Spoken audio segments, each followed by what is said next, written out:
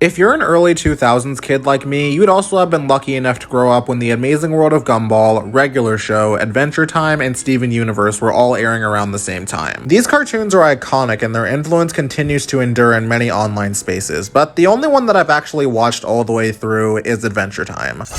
Now, if I got into all the things that I liked about this show, we'd be here till the end of time. It's a show that contains so much momentum throughout its duration, and is one of the earliest examples of going beyond what was expected from kids' TV at the time. But today I wanted to talk about the sequel series that came out on Max this month, Fionna and Cake. It wasn't something I was super excited for initially, but it was still something on my radar. Fionna and Cake as a concept in the original Adventure Time series was primarily meant to be a joke. That being that they're just the gender-swapped Finn and Jake and are characters in the Ice King's fanfiction that he wrote. It's a funny joke, that's another instance of how perfect of a character the Ice King is. But the next chapter of this universe being based on this, of all things... I mean, the trailers look decent, but I just didn't think it would be something that I got as attached to as Adventure Time, even though it was an adult series. But in case the title wasn't a dead giveaway, this is one of the best examples of how to make a perfect sequel show. It has a captivating story on its own, but examining it as a continuation to the universe of Adventure Time, it gets nearly everything done flawlessly. By the way, spoilers for both shows from here on out. It's impossible to talk about why it works so well without going in depth about both the plot and characters. It's the only way!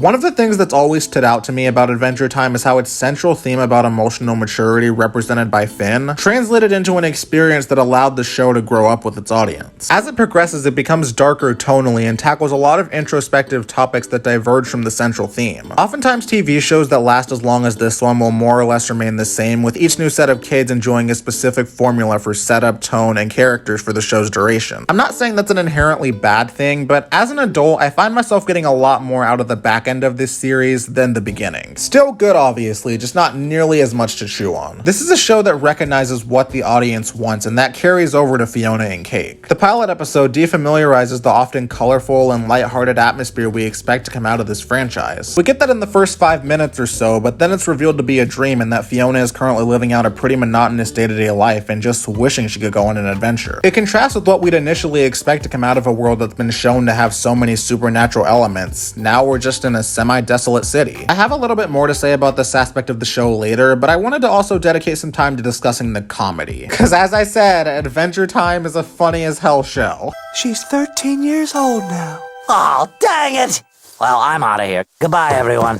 One trap that I think a lot of Western adult animated shows can fall into is unnecessary amounts of edginess. Because of the stigmatization that animation is always designed for younger audience members, they tend to go overboard with violence, swearing, raunchy humor, or some combination of all three, in order to distance themselves from this misconception. I'm sure it took people off guard with shows like Family Guy and South Park, but when every adult comedy does it, it starts to get old, especially when it's used as a cover-up for bad or mediocre writing. Everything here, though, feels like a natural fit for the story the show wants to tell without it ever feeling like too much. The humor's a lot more laid back in most instances, and the increased use of blood and mild swears feels like a nice touch for what's a more consistently mature narrative. It's not just the writers abusing the use of innuendo or the F word. The new animation style is also more than welcome, whether it be the new details on the character designs or the watercolor backgrounds that add a newfound direction and sense of atmosphere. One of the executives at HBO Max stated, "The Adventure Time fans have grown up and people are still coming in the bottom, and they're aging up. Fionna and Cake felt like the perfect show for us. Tonally, it's very much Adventure Time, but Fionna's older, she's in the workforce. It's more adult, so I think it's going to bring in new fans, and it's also going to serve the fans that we already have." This sentiment is the main reason I think this series turned out as great as it did, which is an excellent time to finally dive into the story. As stated earlier, it follows Fionna in a desolate city as she's miserably living her life. She's struggling financially, hates her job, and ultimately feels emotionally disconnected from everything around her, even though she does have support through Gary and Marshall Lee. Cake doesn't even start talking until episode 3, which goes back to that defamiliarization aspect, a complete disassociation from what we've seen of this world. There are two reasons why I think the writers chose to do this. Maturity is a theme that's ever present in Adventure Time. It's what makes it such an identifiable journey of self-actualization. But it is Finn's journey, and Fionna is her own character with different experiences. The show crafts a thematic bridge between the two of their stories that's an expansion of that theme. Fionna's position in the opening has a lot of relatability to it, and it allows us to connect with her since she's new to both fans and newcomers. She made sporadic appearances in Adventure Time, but we've never seen this side of her. The writers opt to make her more than just Finn if he was a girl. The next few episodes are dedicated to giving us more information about why things are the way they are in her life and what's really going on with the lack of magic, including bringing back a character we fans universally love. Simon Petrikov. Yeah, remember, he's not the Ice King anymore because he lost his powers in the finale. It's weird actually seeing him consistently live his life as Simon, and it also means that he's pretty distant personality-wise. His humanity being restored and Betty's sacrifice were monumental changes in his life that all happened so fast, and watching him have to adapt to his new life is really interesting. Episode 2 is just us following his new life in the land of Ooo until the very end for the most part. I also think it's a good time for mainline Finn to show up. Seeing him try to get Simon back into the adventure despite not being the Ice King anymore is a fun idea that showcases his good nature and how far he's come from the young and naive child he started out as. And the new design,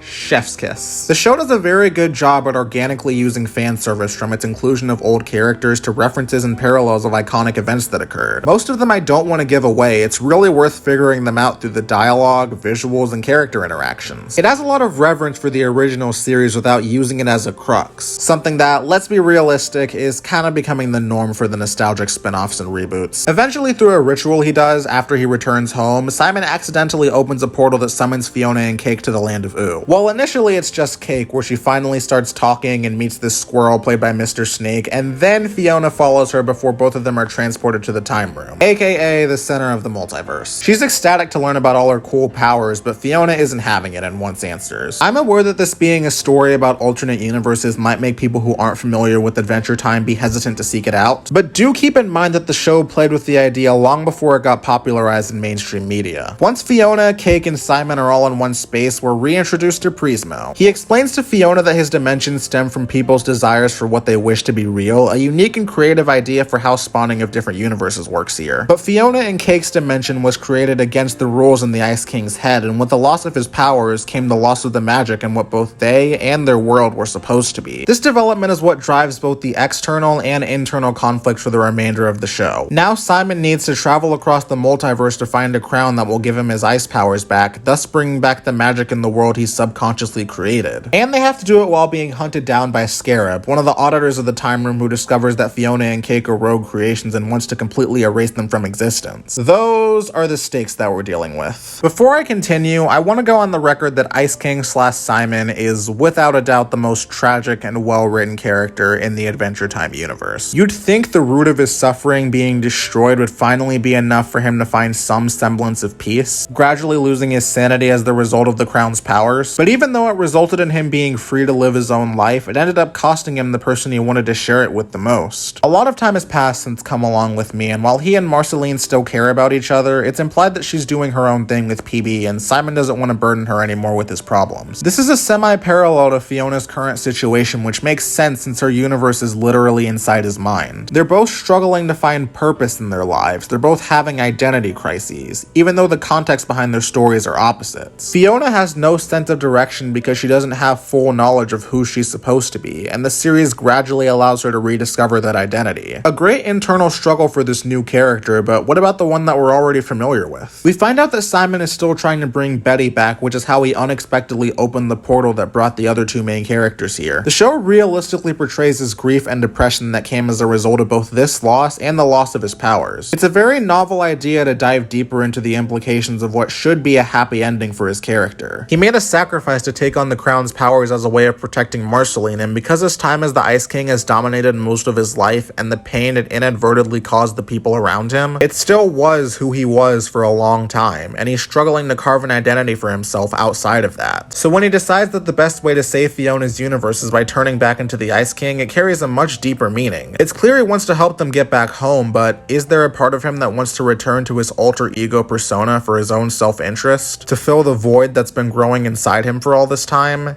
Is this who he's supposed to be?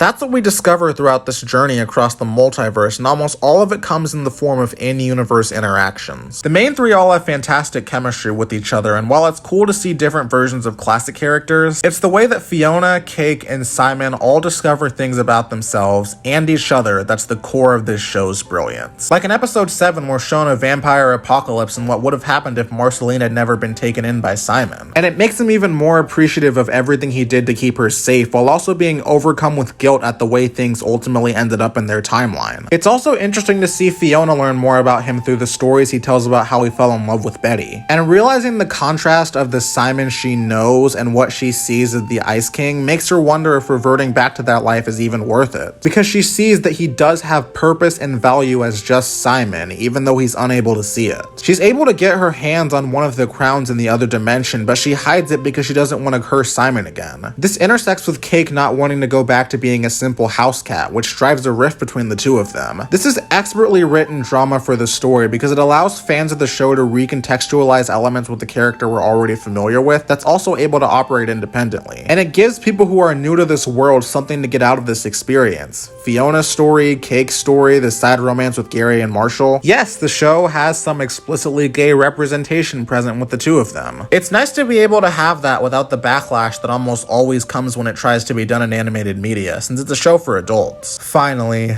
inner peace. The characterization and plot decisions made for the alternate universes are also very effective in both expanding the world and contributing to what is arguably this show's central theme. It opts to make the changes be used for dramatic effect rather than comedic effect, which I really respect. I already mentioned evil Marceline, but there are other really clever subversions as we continue to travel throughout this distinct set of worlds. Like Finn actually settling down and starting a family as a result of the zombie apocalypse, leaving his adventurous days behind him. Or perhaps my personal favorite, unsurprisingly coming from episode 8, the one where Lich actually accomplishes his goal of eradicating all life. The amount of shock value I got from seeing this mastermind and what is arguably the scariest thing that spawned from this show into a shell of his former self, with him feeling nothing but emptiness now that his perceived destiny has been achieved. No desire to try and kill Simon or the others when they accidentally stumble into his decaying cave. You could obviously make the argument that it's because he knows they aren't from this world, but it wouldn't be out of character for him to try and finish them off. These decisions all have a purpose, and they never once feel random in their relation to the mainline story we know. Most significantly, they tie in brilliantly with the show's main message. I figured that identity was going to be the topic the show examined and placed the most focus on, and while it does have a lot to say about that, the idea that I believe they wanted to convey the most here through the completion of Fionna and Ice King's character arcs is self-worth. Discovering the value that you have independent of your circumstances or what you've been through. Fionna, as she gradually learns more about herself and where she comes from, prioritizes Simon's safety first and foremost, and that seems to be the only thing holding her back from wanting magic to be restored in her world. But once she's back, she begins to realize how much meaning her world has just the way it is. It's not until Scarab's return and having to watch her world be ripped apart that she realizes how attached to it she is. In a way, accepting that it's okay it doesn't have the same fantastical elements as others is her way of accepting a part of herself. Being considered an outlier in the multiverse is a way of representing the way she feels. She doesn't need to be exceptional as an adventurer, something that she's vocally expressed constant doubts about not knowing what she's doing, in order to have meaning as a hero, and more importantly, as Fionna the human. It's a fantastical representation of what I think a lot of teens and young adults struggle with. Feeling pressured to be successful and attaching our worth to a specific skill set. Pursuing one's interests and passions isn't wrong at all, but it's important to acknowledge that these things don't determine the worth and value that you have independent of that. It's okay if you're not the best artist or the most athletic, or in this case, the most magical. And of course, there's Simon. His self-affirmation comes in the form of one last interaction with Betty in his mind. It's sad to see them be unable to fully communicate with each other now that she's gold, but it's rewarding to see him finally let go of the idea that he needs to be Ice King again. It's symbolic of him coming to terms with the premature loss of the love of his life and accepting that he's become a better person without it. It's a much more emotionally satisfying conclusion for his character that gives this tragedy the weight it deserves and uses it to exemplify a powerful theme. There are minor issues that I have with the finale that hold it back from perfection, like the way they handled some of the characters from other universes or how rushed the aftermath of the final battle felt. Owl House had to cram an entire season's worth of content into 3 double-length episodes. What's your excuse, Pendleton? But I will say that the finale does have the funniest moment in the whole show, show, and I don't even think it was intentional. You know that fountain in Fiona's world that has Betty on it? Well, in the ending, it's still there, but it's Goal Betty instead of regular Betty.